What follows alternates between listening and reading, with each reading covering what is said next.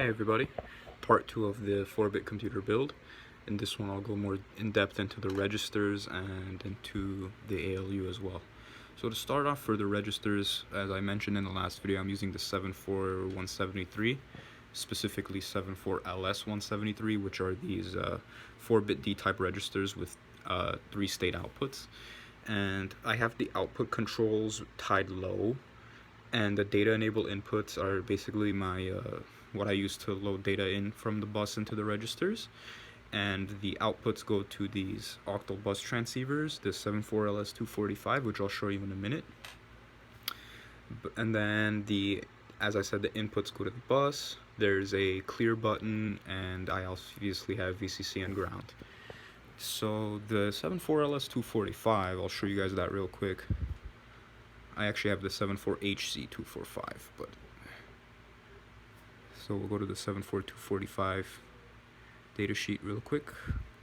You can see these are these Octal bus transceivers, which also have 3 state outputs. So basically I have the direction pin tied high, so that basically this side is the inputs and this is the outputs to the bus, and this pin is active low, basically controlling whether you're inputting or outputting to the bus. Or sorry, if you're outputting or not, you don't input from this. And I also started using a different chip for my ALU. I'm using a much more complex ALU, the 74181, which is this 4-bit ALU. And it has all of these different functions. Right now I just have it in addition mode.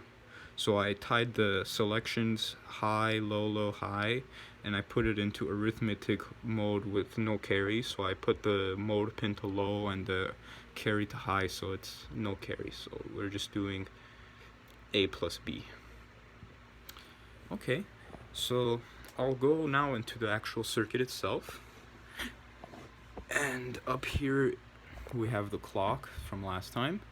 It's just this simple single step clock. And here's the A register. Down here is the B register. In the middle it's the ALU.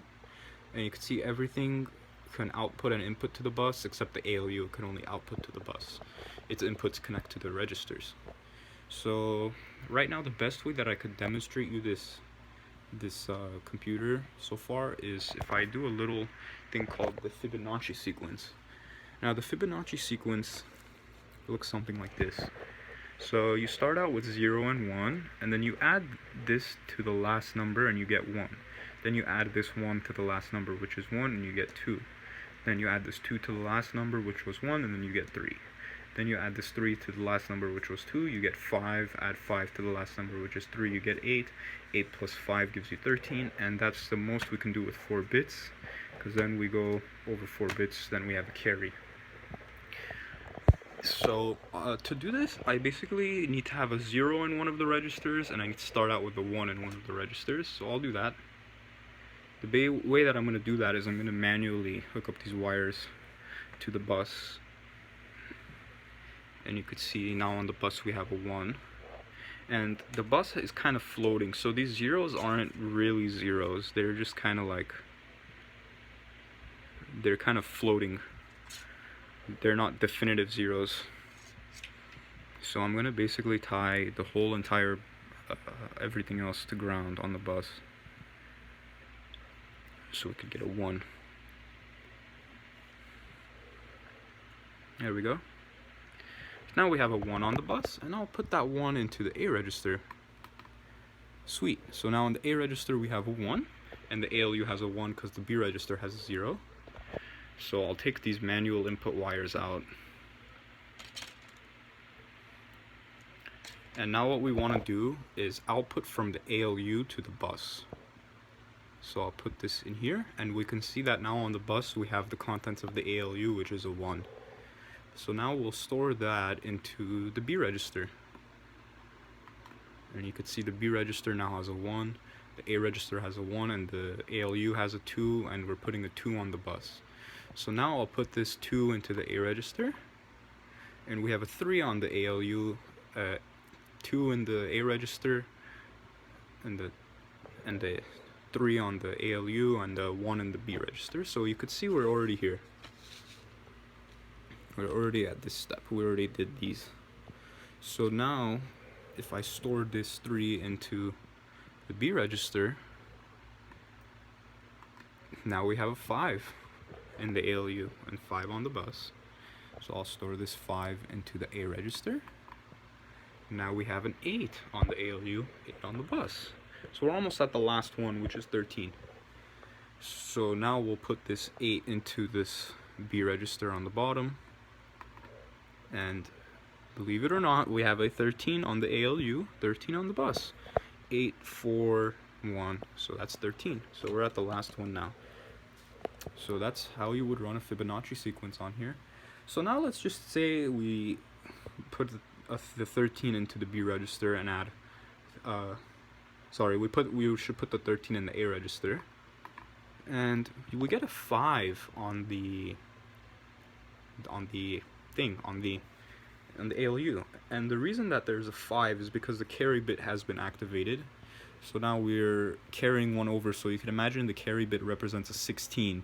So it's not really, it's more of a flag than it is another bit, but it basically represents you went over what you can do with 4 bits. So now it's like a 5th bit. You could think of it like that in simple terms. So it's almost like 16 plus 4 plus 1, so that's 21. So that's correct. And we couldn't keep going, honestly, but actually we can't.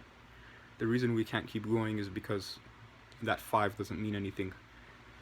But yeah, so now let me show you the register clear.